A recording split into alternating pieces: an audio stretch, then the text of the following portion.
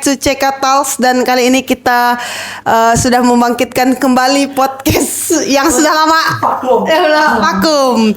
Jadi kali ini aku kedatangan teman-temanku yang paling sangat Halo semuanya. Jadi sekian lama aku terutama tidak membangkitkan podcast ini, kali ini kita kedatangan tamu yang sangat spesial, yaitu ada Boni dan ada Nika. Ya. Saya sebagai penanya nanti ya guys. Jadi semua hal tentang Boni dari saya pertanyaannya. Oke. Jadi kita perkenalan dulu. Aku Nika. Kita sebenarnya satu komplotan pertemanan ceritanya. Jadi kita nih ceritanya udah dari kecil, dari pertemanan kita udah dari kecil. Jadi masing-masing punya studinya masing-masing, punya perjalanan hidup masing-masing. Jadi kita fokusnya di situ nanti pertanyaannya. Nah sekarang teman kita yang sebelah dulu perkenalan. Halo guys, perkenalkan nama aku Boni. Ya udah itu aja. Nah. Pekerjaan sekarang puji Tuhan udah kerja di salah satu instansi puskesmas di Kabupaten Landak. Tempatnya di Meranti guys. Meranti. Nah, BTW nih pasti banyak yang nanya, umur Boni sekarang berapa sih? Umurnya masih 17 guys. Karena kan di karir yang ini kan karirnya lumayan bagus ya teman-teman, dari ceritanya si Boni ini. Jadi kita pengen tahu nih cerita Boni ini awalnya gimana sih ceritanya? Karena kita di sini temanya perjuangan si Boni menjadi apotekar. Nah, gitu loh. Oke. Numpak mana banyak. Ambil makan guys. Ya boleh. Mau sambil makan boleh, sambil minum boleh Boni. Oke. Santai. Jadi gimana kakak? Nah, jadi Kalau kita struggle kau kan kayak atau enggak gini lah mungkin. Dia masih bingung. Dulu kuliah kenapa ambil farmasi? Oke. Nah, itu kenapa? Sebenarnya kalau farmasi itu bukan list impian aku. Dari kecil tuh nggak ada masuk farmasi tuh. Awalnya tuh ini mungkin agak lucu sih ya. Awalnya tuh pengen jadi pastor. Benar, sumpah, swear. Jadi kayak dari TK sampai ke SMA tuh sebenarnya masih ada pengen jadi pastor itu. Cuman yang sangat kuat itu tuh TK sampai ke SD. Awalnya terinspirasi dari abang sepupuku. Mungkin tahu lah ya gitu kan. Karena aku tuh kayak ngelihat, aku tuh pas ngikutin tabisan itu aku nangis. Saking terharunya gitu. Nah, jadi kayak gara-gara itu aku tuh kayak kebawa, pengen jadi pastor nih. Kayaknya bangga gitu orang tua kalau punya anak pastor kayak gitu. Terus pas SMA, tamat kuliah, aku nanya sama orang tuaku, kalau aku jadi pastor gimana, boleh ndak? Terus mereka bilang ndak boleh. BTW Boni anak bungsu guys, jadi agak susah ya. Bukan ndak boleh gimana ya, lebih ke kayak gini sih, kayak orang tuaku tuh kayak ngasih pilihan, kayak sanggup ndak gitu, siap ndak kayak gitu. Karena kan kalau pastor kan ya banyak ya, kayak hal-hal yang harus dijauhin ya, kayak terhadap duniawi lah gitu. Kayak gitu. Terus yang kedua pengen jadi polisi. Jadi polisi ini enggak jadi karena hari itu waktu tamat SMA umurnya kurang 5 bulan. Umurnya kurang 5 bulan. Jadi kayak orang tuaku suruh untuk kuliah dulu baru tes polisi. Nah, oke. Jadi kayak perjanjian kayak gitu tuh perjanjiannya. Jadi kuliah dulu baru tes polisi kan.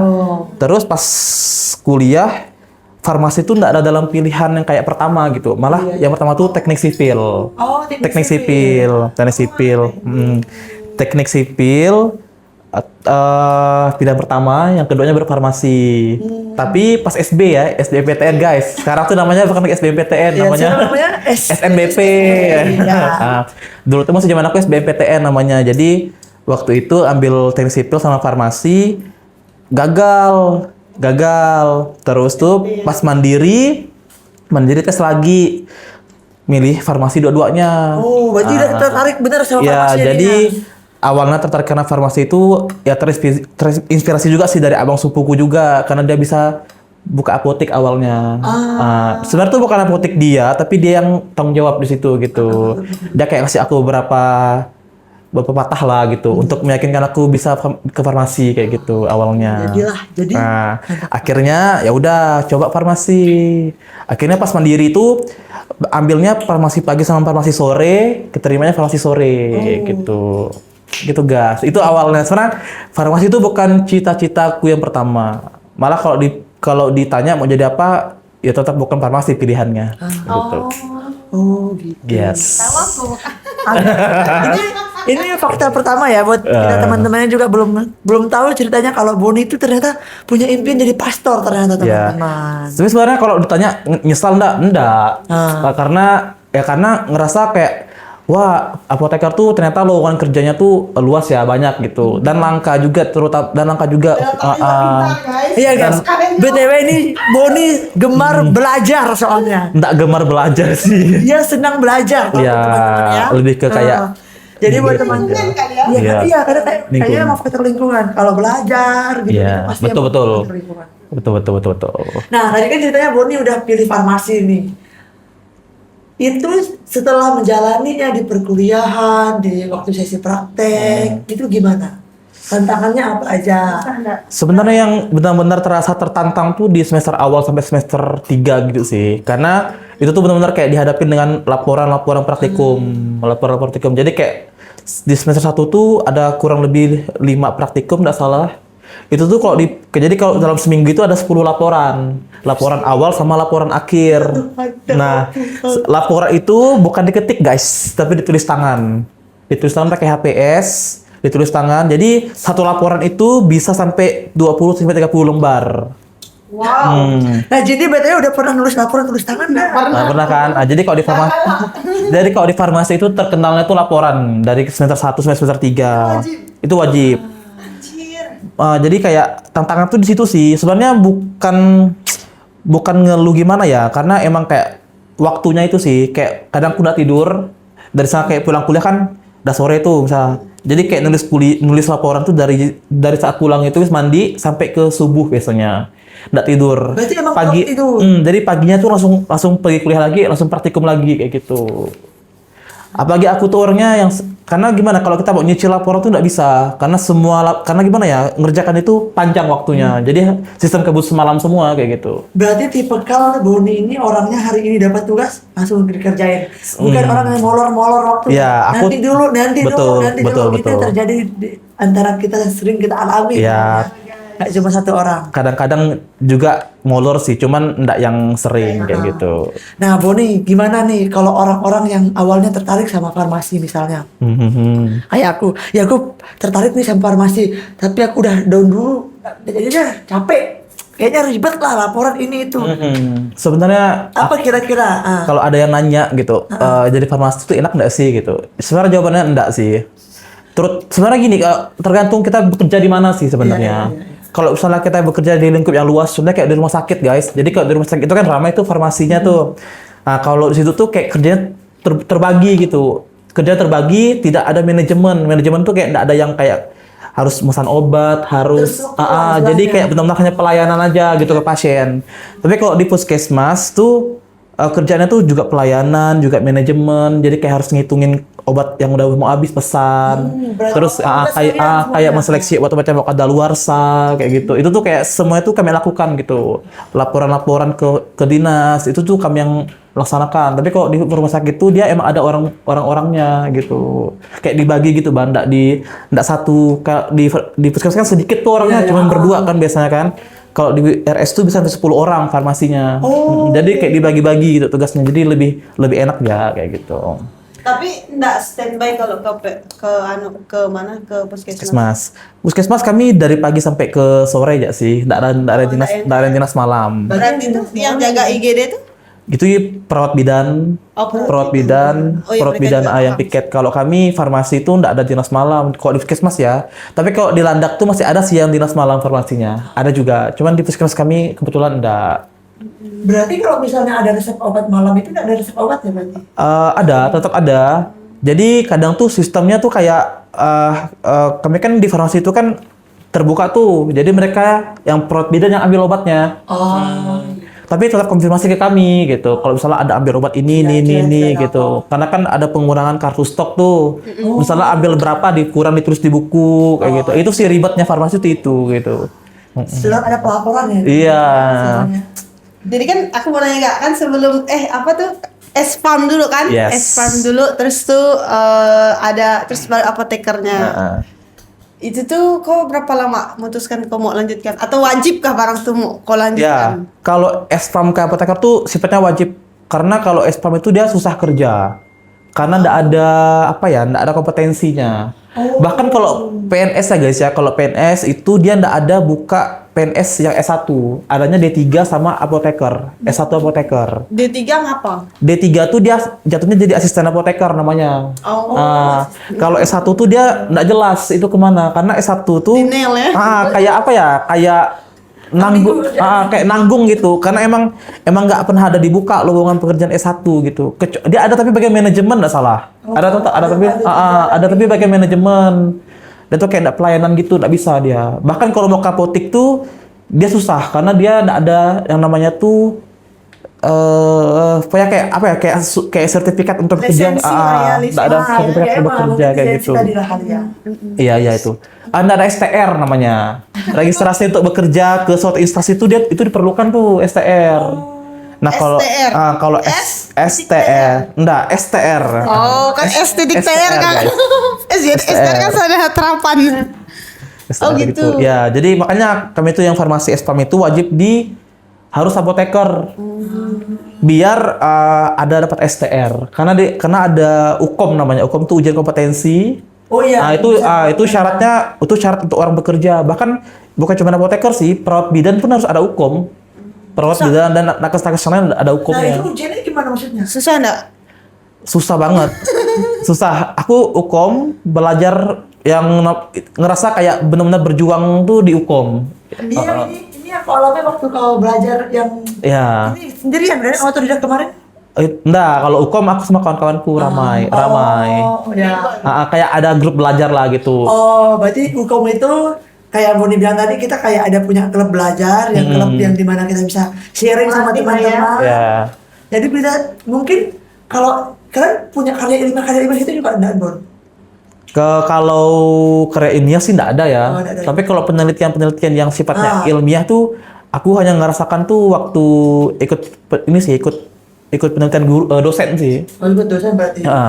Jadi kayak dosen nyari mahasiswa tuh yang bisa bantu penelitian dia. Jadi kami ikut. Cuma waktu ku skripsian aku nggak ambil ilmiah, aku ambilnya klinis. Klinis tuh kayak kayak lebih ke bahas penyakit dan obat gitu.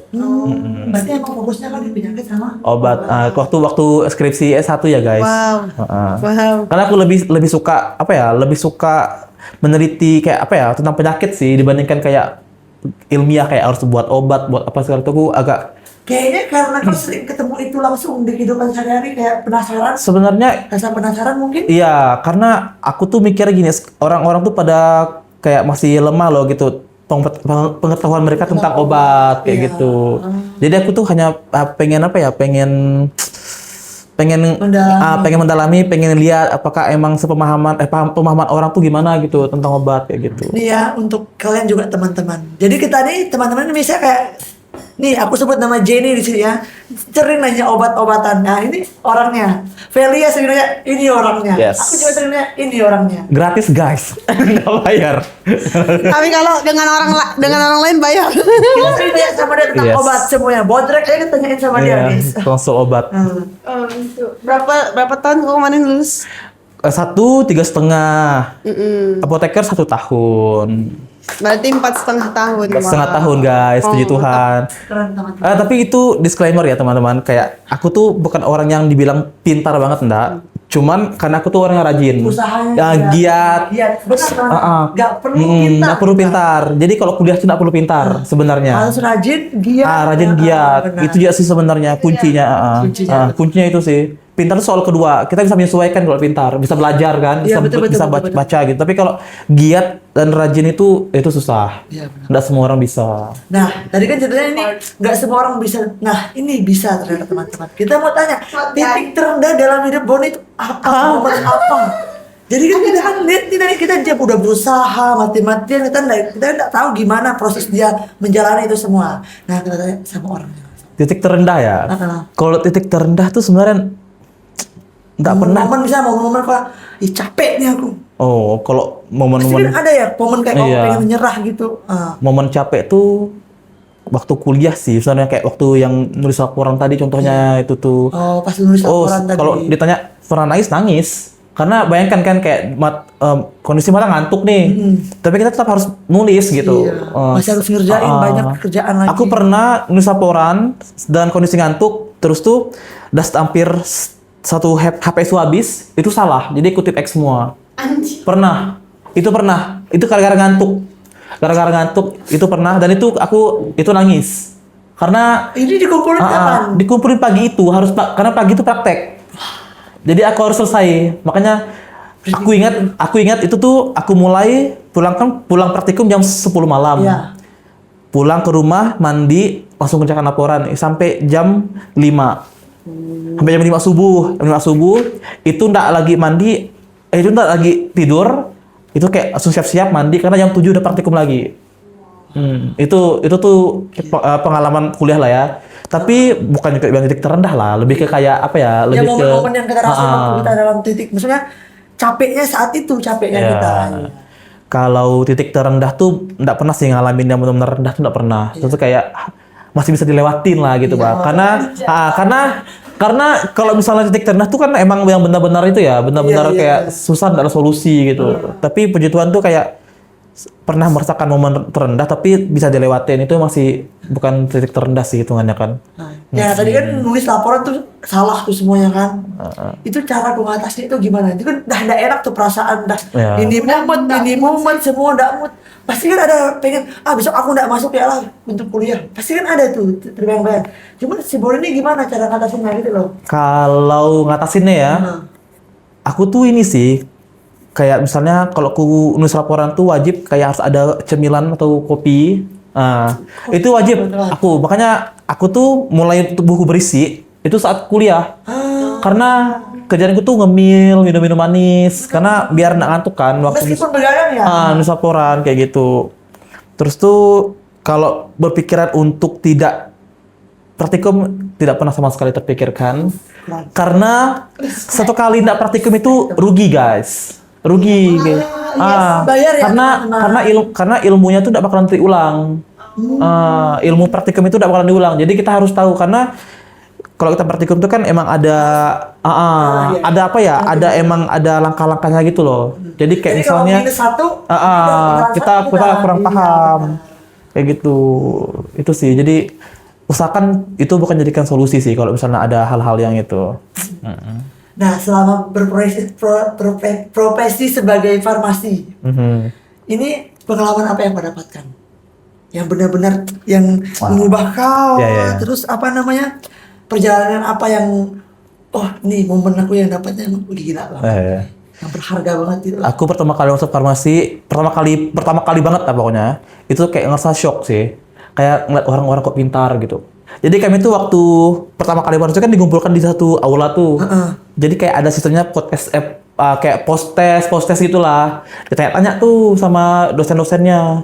Ini ditanya per individu. Siapa yang bisa jawab. Jadi kayak ngeliat orang yang jawab tuh pada pintar tuh kayak aku wah, kok orang-orang bisa kayak gitu ya gitu. Kayak aku tuh kayak yang cuman diam karena enggak paham. Tapi dari situ aku belajar kayak aku tuh emang sebenarnya ada prestasi lah di SMA. Jadi aku ngerasa kayak ternyata aku tuh nggak ada apa-apanya ya gitu sama orang-orang gitu. Jadi ngerasa rendah diri. Rendah diri. Jadinya insecure teman-teman. Jadi kalau orang kayak berpikiran ini gimana ya, kok orang bisa tahu jawabannya kayak gitu. Nah dari itu makanya berapi-api mulai belajar. Dari situ aku terinspirasi kayak kayaknya aku harus belajar juga nih, harus cari tahu juga gitu. Makanya itu nggak perlu pintar untuk kuliah, cukup giat dan rajin aja sih sebenarnya. Itu. Ingat guys. Gak boleh menyerah. Iya. Intinya kita harus rajin, teman. Malah aku awal-awal tuh kayak mikirnya, kayaknya aku nggak bisa lah selesai ke farmasi. Karena insecure ngeliat kawan-kawanku kayak pintar tadi. oh kalau gue pintar gitu. Tapi ternyata pas aku kayak Jalani. menjadi berapa tahun mendalami farmasi gitu, wah ternyata bisa gitu. Jadi di kelas tuh aku tuh kayak berusaha tetap aktif gitu. Aktif, terus kayak berusaha biar apa ya, biar nggak ketinggalan lah sama yang lain-lain gitu.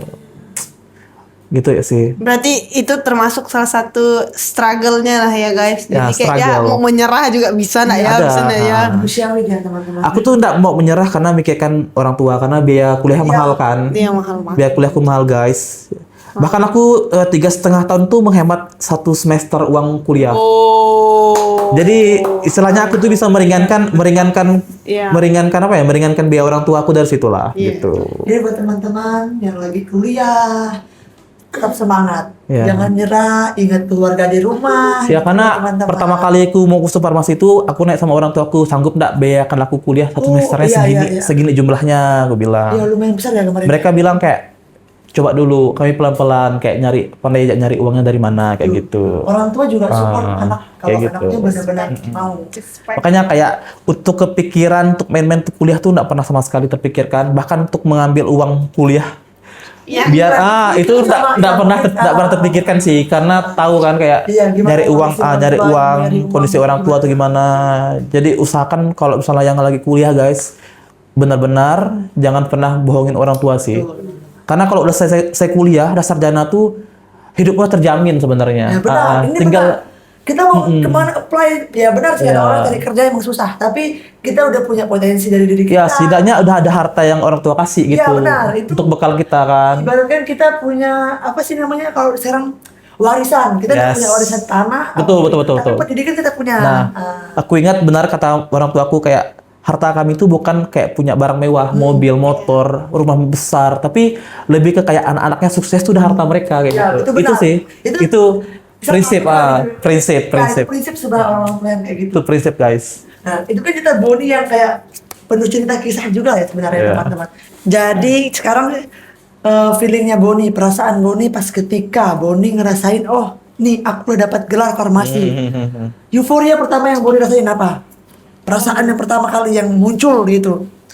Sebenarnya yang terasa benar-benar apa ya? Yang terasa benar-benar bangga tuh waktu dapat gelar sarjana farmasi sih S1-nya. Karena kayak di situ tuh terasa gimana cara aku berjuang, gimana aku belajar gitu. Karena emang mati-matian sekali. Mati-matian sekali, kayak benar-benar kayak nguras waktu, nguras tenaga, nguras uang juga, guys. Banyak lah pokoknya yang kayak benar-benar apa ya? Kayak benar-benar ngerasa bangga tuh waktu farmasi S1 farmasi. Pertama kali aku sidang, itu kan waktu zaman Covid tuh. Iya, iya. Jadi Benar, waktu sistemnya kan online tuh. Itu tuh kayak ngerasa benar-benar kayak bangga sekali lah pokoknya, benar. Aku bisa ternyata ya sarjana farmasi kayak gitu. Maju anjir Boni.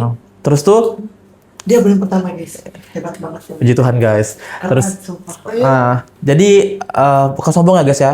Jadi kayak benar-benar kayak berjuang di sarjana farmasi itu kayak aku tuh ngerasa awalnya berat, tapi setelah aku jalani itu ternyata tidak seberat itu sebenarnya. Karena apa ya? Karena aku tuh tipe orang yang kayak tadi tuh benar-benar yang kayak minimal giat dan rajin. Pintar tuh soal belakangan. Benar. Soal belakangan. Tadi sih rajin yang lagi. Jadi aku tuh kalau dulu tuh waktu kan Covid tuh, jadi kalau misalnya ada apa-apa dengan skripsi itu aku nggak mau nunggu-nunggu lama, kayak harus hubungin dosen, chat aja gitu. Kebetulan dosennya pun enak guys, jadi itu kayak Iya. apa-apa ada masalah tuh langsung hubungin, Bisa, iya. langsung hubungin Langsung dosen komunikasi gitu. langsung Jadi sama dosen. nggak perlu nunggu kan, kayak nggak perlu nunggu lama-lama gitu. Jadi waktu Natal tahun 2020 itu kan sebenarnya kan aku tuh di estimasi itu harus bayar semester lagi baru bisa skripsian. Ternyata karena aku tuh termasuk cepat pengambil datanya, apa segala ngolah-ngolahnya itu datanya, ternyata tuh kami tuh dikasih bata sampai tanggal segini, yang belum belum skripsian, yang belum sidang tuh boleh nggak bayar. Jadi aku tuh ngejar tanggal itu kayak gitu. Akhir 2020 ya aku selesai. 2020. Hebat, teman-teman. Jadi aku tuh ngejar itu tuh benar-benar kayak ekstra juga sih ngejarnya itu. Sama doa guys, aku doa novena. BTW Boni semua hal yang dilakukan Yes. dia pasti novena teman-teman. Novena guys, novena Kuncinya the novena. best. Novena the best.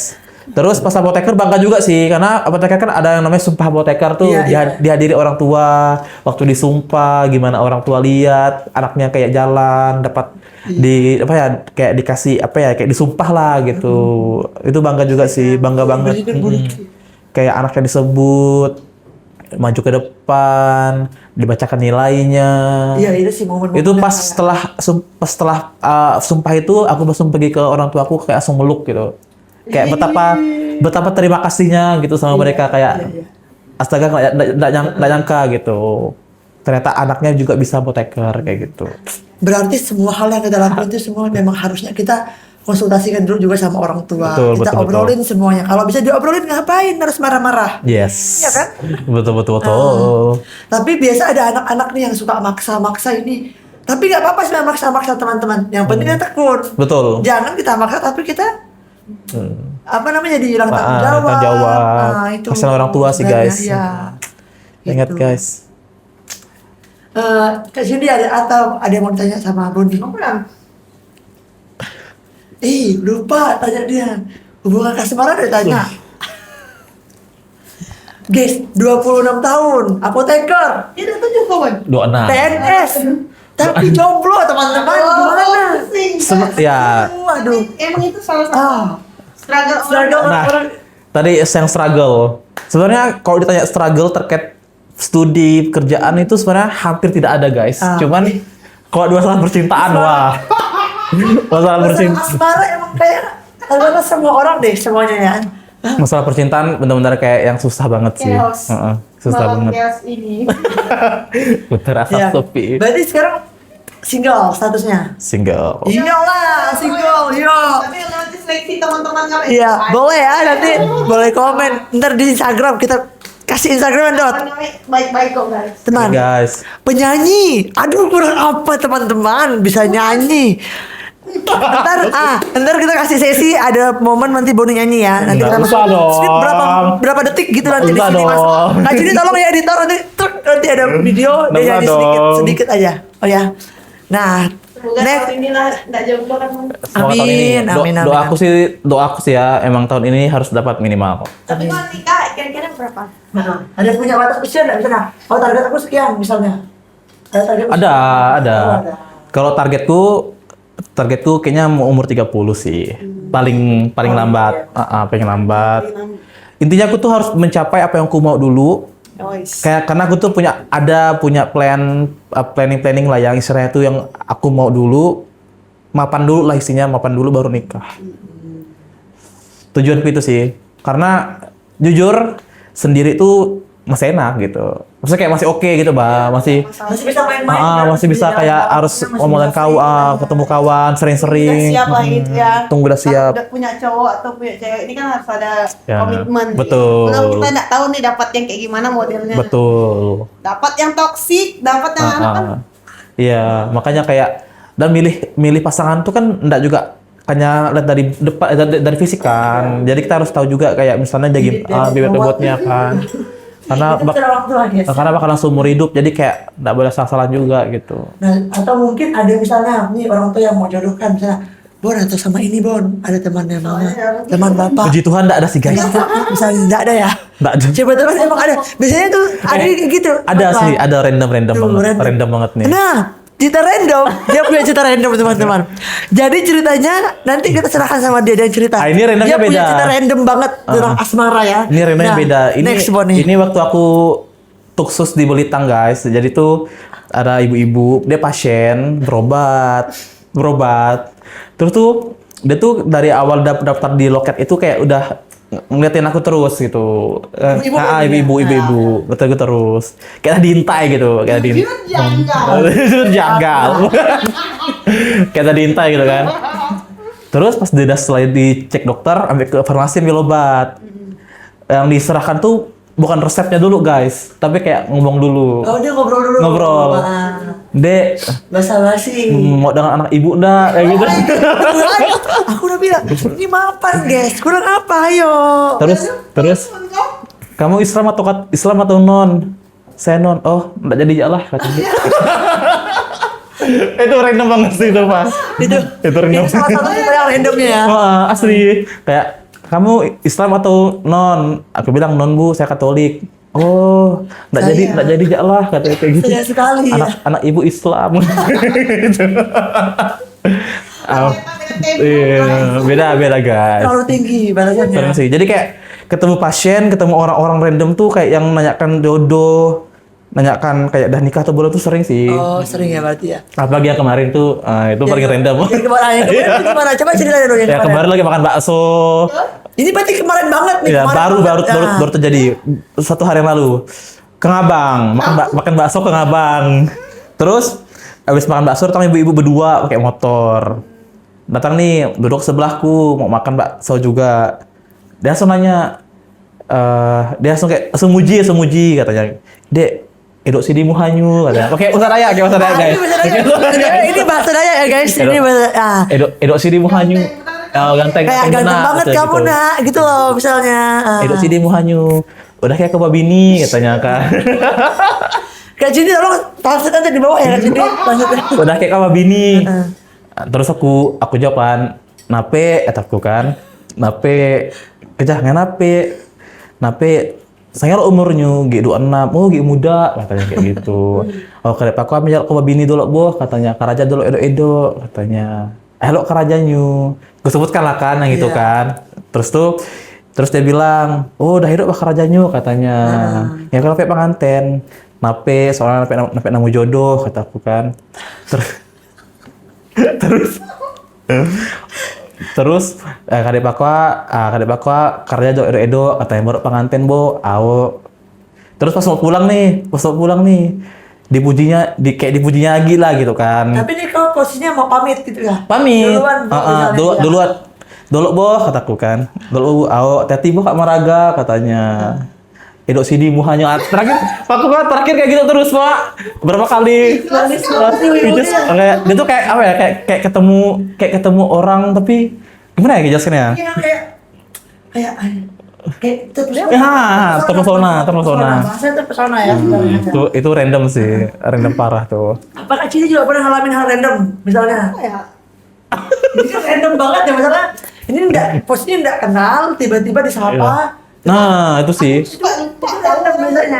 Random kan aku tuh. Iya, random sih. Oh ya aku ke Jogja kemarin aja. Ada kan, jadi kami kan mau pergi ke pantai. Iya. Kan ke pantai kan jauh kan, sekitar kayak 2 jam gitu lah. Lalu itu kami itu singgah kayak makan sarapan pagi di Legalista. Pagi. Ya. Terus tuh bawa bayar nih kan akan pakai kacamata hitam. Oh, Ya, kayak rebet kan? gitu. Terus sambut modelnya. ku ini kan ku ikat. Terus tuh kata ibunya, Mbak ini macam lanang kata ibunya. Mbak ini macam lanang tuh macam laki ya kan? Oh, lanang tuh laki ya. Oh, oke. Gitu ya. Mereka dah macam kayak gitu. Kan soalnya aku hitam kan. Iya. Celana pendek. Iya. Celana panjang kemarin itu. Tapi berkaos kaki, bersepatu. Tapi emang Cindy tipe-tipe orang yang emang sering santai banget ya. Iya, Cindy keren sih. Mana aja Orang nggak kenal kan dia Iya. nih. Malah nggak ambil pusing karena Iya. Iya, orang random biasa. Emang kita sering ketemu orang random manusia random. mereka pasti ada mau ketawa. Biasa teman-teman kita menemukan orang-orang random yang tiba-tiba frontal itu sudah nggak sering ada. Nah, sekarang kita cerita kayak Cindy udah nyiapin pertanyaan. Atau cut dulu. Apa ya? Cut dulu. Apa ya? Itu ada. Sisi tanya jawab cepat. Belum dikasih kayak pertanyaannya. Itu ada ChatGPT itu. Oh, udah begitu berarti ya. Ini di-cut ya. Kan. Nah, closing kita dan momen closing ini dah. Ada daun closing. Nah, jadi teman-teman ini udah sesi terakhir penghujung podcast ini. Kita juga makasih banget sama Boni udah sharing banget banyak cerita tentang Thank you. kisah-kisah dia. Mudah-mudahan jadi inspirasi buat teman-teman juga. Nah, sekarang buat Bang Boni, apa sih pesan Bang Boni ini buat motivasiin teman-teman yang lagi belajar farmasi? Yes. Terus calon-calon apoteker yang lagi berjuang misalnya. Nah, itu apa? Sebenarnya ini aku nih bukan orang yang kayak apa ya, yang bisa dibilang jadikan motivator juga sih. Karena istilahnya tuh masih banyak orang-orang yang lebih hebat gitu dibandingkan aku kayak gitu. Cuman mungkin untuk berbagi kayak mau sharing aja gitu ke teman-teman. Sebenarnya kayak kuliah apapun itulah ya jurusannya ya, mau farmasi kah, mau apakah kayak gitu. Yang penting kau rajin, kau giat belajar, mau berusaha, itu tuh sebenarnya bisa dilewatin. Nah, itu kuncinya sih sebenarnya. Kayak pintar tuh udah bonus lah kayak gitu. Karena semua orang tuh kan pintar kan karena belajar kan. Nah, jadi kayak apa ya, kayak berusaha gitu. Jadi orang bisa tuh kan karena dia mau berusaha, orang bisa jawab tuh kan karena dia bisa berusaha gitu, karena belajar kayak gitu kan. Jadi minimal kau rajin, giat, terus tuh kayak mau berusaha itu bisa sih sebenarnya. Benar sih. Jadi kayak ndak harus pintar ya. Terus tuh untuk yang lagi berjuang, sebenarnya di kuliah itu masih step awal sih, kayak misalnya untuk berjuang dalam hidup ya. Yang benar-benar berjuang dalam hidup tuh sebenarnya waktu mau nyari kerjanya sih. Iya betul. Karena ngerasa kita setelah kita kuliah, kita mau cari kerja itu tuh benar-benar kayak apa ya, orang tua tuh punya tuntutan lebih ke kita. Bukan lagi yang kayak harus dikasih uang setiap bulan, kayak gitu Lebih ke kan. pengertian diri kita sendiri ya. Jadi kita tuh kayak udah segan minta duit ke orang tua guys kalau misalnya selesai kuliah tuh. Karena kita gimana? Karena kita harus langsung bekerja minimal lah gitu kan. Minimal bisa untuk mencari kebutuhan untuk diri sendiri aja dulu. Jangan Kayak kasih gitu. mereka tapi untuk diri sendiri dulu. Soalnya tantangan terbesar tuh waktu mau kerja. Tapi gimana ya? Ditanya berjuang itu bukan hanya untuk kuliah, tapi untuk mau bekerja pun banyak juga ujiannya, perjuangannya kayak gitu. Jadi tetap semangat lah pokoknya kalau misalnya untuk kalian yang mungkin lagi berusaha, baik itu saat mau nyari bekerja atau lagi kuliah, semangat. Yang penting apa ya, kayak bisa aja lah gitu, mencoba, mau belajar, mau tekun, mau berusaha, pasti semuanya pasti bisa kayak gitu. Itu aja sih. Nah, Itu aja guys. kita sudah punya contoh yang baik teman-teman. Jadi buat teman-teman yang sedang berjuang semuanya pasti bisa. Asalkan kuncinya ingat, rajin, tekun semuanya. Iya. Nah, Dan circle pertemanannya harus. Yes. benar, lingkungan Yes, itu mempengaruhi. penting. Pengaruh itu Ya. lingkungan, pertemanan semua itu mempengaruhi teman-teman. Penting sekali itu. Nanti kita ada sesi mungkin Kak Cindy, mungkin nanti atur waktu kita bakalan kumpul rame-rame. Nah, di situ kita semua bakalan cerita lagi. Tapi kebanyakan ini pusing. Jadi kita nanti bagi beberapa orang nanti kita. Nah, itu bakal kita sharing juga ceritanya. Nah, untuk berikutnya nanti kita lihat di episode berikutnya Kak Cindy. Aku lah mengundang ketua adat kita lah. Nah, BTW kita punya ketua adat di grup ini ya teman-teman ya. Kita adat budaya. Ketua adat dan ketua agama ya. Ketua gereja. Nah, bisa disebut begitu lah pokoknya ya. Jadi Karena lebih paham ya. lebih tentang paham agama. tentang adat istiadat Dayak Kanayan. Jadi nanti kita cerita tentang banyak hal pastinya di CK Talks berikutnya Yes, akan ada banyak sesi cerita nggak cuma tentang apa namanya Pantau perjuangan terus, guys. hidup. Kita nanti ada games juga tetap ada tapi Kita mau menghidupkan CK Talks. Ya. Kakak Cindy. Iya. Baterainya ke depan. Kita harus mendukung, support. Yuk closing. jadi ada teman. Thank you ya teman-teman. Oke, thank you guys. Jadi, Bye. sampai jumpa. Sampai jumpa. Thank you. Dan Mau habis ya baterainya. Random Bye guys. Thank you guys. Thank you. Thank you.